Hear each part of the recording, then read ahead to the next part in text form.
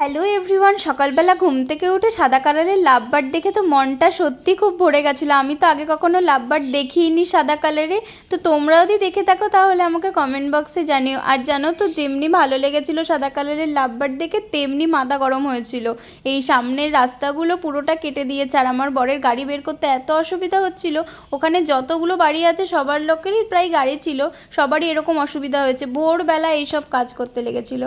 তারপরে বৃষ্টি আসছিল, কি সুন্দর ওয়েদারটা ছিল, যেহেতু আজকে রাত থেকে নাকি শুনছি রেমাল আসবে। তারপরে বসে গেছিলাম লাঞ্চ করতে। আজকে লাঞ্চে ছিল চিকেন, আর এই মাছের তেলের বড়াটা ভেজেছিলাম। খুব সুন্দর হয়েছিল কিন্তু খেতে, যেমনি সুন্দর দেখতে তেমনি কিন্তু ব্যাপক রান্না হয়েছিল। আজকে খুব জমিয়ে খেয়েছি। তারপরে ছিল আজকে এই রসমালাইটা, ভাত খাওয়ার পরে খেয়ে নিয়েছিলাম রসমালাইটা, খুব টেস্টি ছিল।